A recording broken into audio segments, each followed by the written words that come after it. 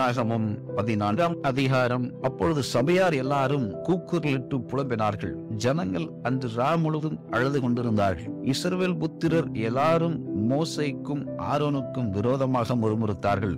சபையார் எல்லாரும் அவர்களை நோக்கி, எகிப்து தேசத்திலே செத்து போனால் நலமாயிருக்கும்.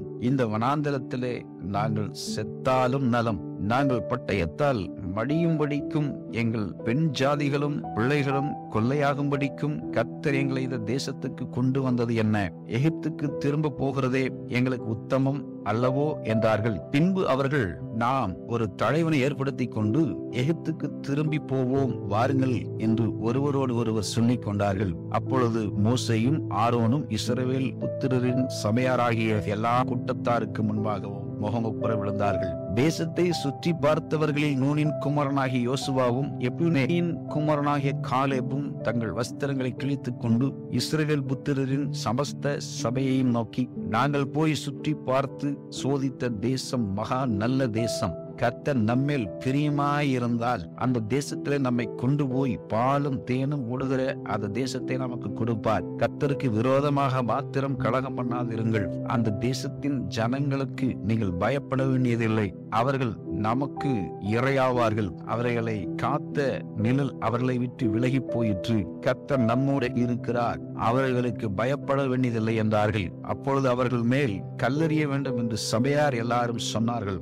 உடனே கர்த்தருடைய மகிமை ஆசரிப்பு கூடாரத்தில் இஸ்ரவேல் புத்திரர் எல்லாருக்கும் முன்பாக காணப்பட்டது. கர்த்தர் மோசேயை நோக்கி, எதுவரைக்கும் இந்த ஜனங்கள் எனக்கு கோபம் உண்டாக்குவார்கள்? தங்களுக்குள்ளே நான் காட்டின சகல அடையாளங்களையும் அவர்கள் கண்டும் எதுவரைக்கும் என்னை விசுவாசியாதிருப்பார்கள்?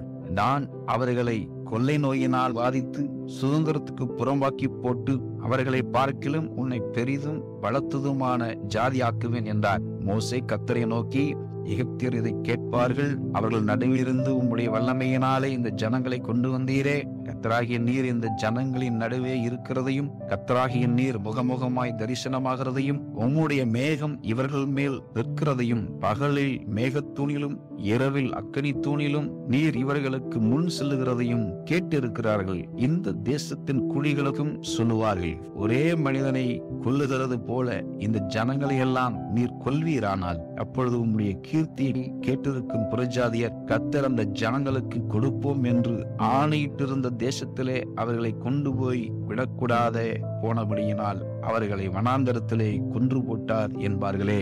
ஆகையால் கர்த்தர் நீடிய சாந்தமும் மிகுந்த கிருபையும் உள்ளவர் என்றும் அக்கிரமத்தையும் மீறுதலையும் மன்னிக்கிறவர் என்றும் குற்றம் உள்ளவர்களை குற்றமற்றவர்களாக விடாமல் பிதாக்கள் செய்த அக்கிரமத்தை பிள்ளைகளிடத்தில் 3ஆம் 4ஆம் தலைமுறை மட்டும் விசாரிக்கிறவர் என்றும் நீர் சொல்லி இருக்கிறபடியே என் ஆண்டவருடைய வல்லமை பெரிதாய் விளங்குவதாக. உமது கிருபையினுடைய மகத்துவத்தின்படியையும் எகிப்தை விட்டது முதல் இந்நாள் வரைக்கும் இந்த ஜனங்களுக்கு மன்னித்து வந்ததின்படியையும் இந்த ஜனங்களின் அக்கிரமத்தை மன்னித்தருளும் என்றார். அப்பொழுது கர்த்தர், உன் வார்த்தையின்படியே மன்னித்தேன். பூமியெல்லாம் கர்த்தருடைய மகிமையினால் நிறைந்திருக்கும் என்று என்னுடைய ஜீவனை கொண்டு சொல்லுகிறேன்.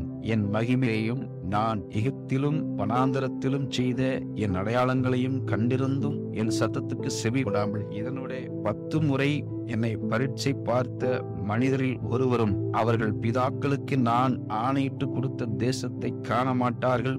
எனக்கு கோபம் உண்டாக்கினவர்களில் ஒருவரும் அதை காண மாட்டார்கள். என்னுடைய தாசனாகிய காலை வேறே ஆவியில் உடையவனாயிருக்கிறபடியினாலும் உத்தமமாய் என்னை பின்பற்றி வந்தபடியினாலும் அவன் போய் வந்த தேசத்திலே அவனை சேர பண்ணுவேன். அவன் சந்ததியார் அதை சுதந்திரித்துக் கொள்ளுவார்கள். அமலேக்கியரும் கானானியரும் பள்ளத்தாக்கிலே குடியிருக்கிறபடியினால் நாளைக்கு நீங்கள் திரும்பி சிவந்த சமுத்திரத்துக்கு போகிற வழியாய் வனாந்தரத்துக்கு பிரயாணம் பண்ணுங்கள் என்றார். பின்பு கர்த்தர் மோசேயையும் ஆரோனையும் நோக்கி, எனக்கு விரோதமாய் முறுமுறுக்கிற இந்த பொல்லாத சபையாரை எதுவரைக்கும் பொறுப்பேன்? இஸ்ரவேல் புத்திரர் எனக்கு விரோதமாய் முறுமுறுக்கிறதை கேட்டேன். நீ அவர்களுடைய சொல்ல வேண்டியது என்னவென்றால், நீங்கள் என் செவிகள் கேட்க சொன்ன பிரகாரம் உங்களுக்கு செய்வேன் என்பதை என் ஜீவனை கொண்டு சொல்கிறேன் என்று கர்த்தர் உரைக்கிறார். இந்த வனாந்தரத்தில் உங்கள் பிரேதங்கள் விழும். உங்களில் 20 வயது முதல் அதற்கு மேற்பட்டவர்களாக எண்ணப்பட்டு உங்கள் தொகைக்கு உட்பட்டவர்களும் எனக்கு விரோதமாய் முறுமுறுத்திருக்கிறவர்களுமாகிய அனைவரின்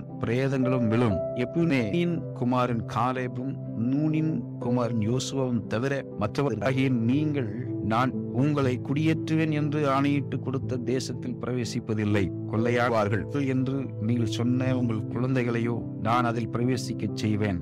நீங்கள் அசட்டை பண்ணின தேசத்தை அவர்கள் கண்டறிவார்கள். உங்கள் பிரேதங்களோ இந்த வனாந்தரத்திலே விழும். அவைகள் வனாந்தரத்திலே விழுந்து தீரும் மட்டும் உங்கள் பிள்ளைகள் 40 வருஷம் வனாந்தரத்திலே திரிந்து நீங்கள் சோரம் போன பாதகத்தை சுமப்பார்கள். நீங்கள் தேசத்தை சுற்றி பார்த்த 40 நாள் இலக்கத்தின்படியே ஒவ்வொரு நாள் ஒவ்வொரு வருஷமாக நீங்கள் 40 வருஷம் உங்கள் அக்கிரமங்களை சுமந்து என் உடன்படிக்கைக்கு வந்த மாறுதலை உணர்வீர்கள். கர்த்தராகிய நான் இதை சொன்னேன். எனக்கு விரோதமாய் கூட்டம் கூடின இந்த பொல்லாத சபையார் யாவருக்கும் இப்படியே செய்வேன். இந்த வனாந்திரத்திலே அழிவார்கள், இங்கே சாவார்கள் என்று சொல் என்றார். அந்த தேசத்தை சோதித்து பார்க்கும்படி மோசேயால் அனுப்பப்பட்டு திரும்பி அந்த தேசத்தை குறித்து துர்ச்செய்தி கொண்டு வந்து சபையார் எல்லாரும் அவனுக்கு விரோதமாய் முறுமுறுக்கும்படி அந்த துர்ச்செய்தியில் சொன்னவர்களாகிய அந்த மனிதர் கர்த்தருடைய சந்நிதியில் வாதையினால் செத்தார்கள்.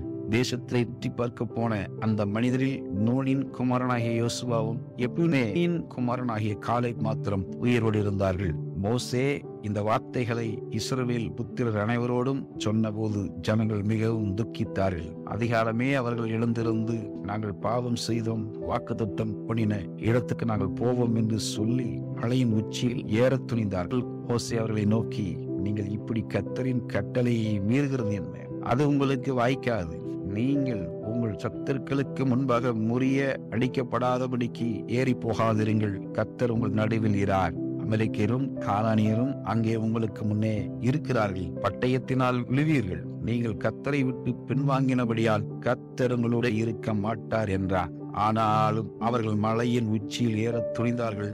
கர்த்தருடைய உடன்படிக்கையும் வெட்டியும் மோசேயும் பாளையத்தை விட்டு போகவில்லை.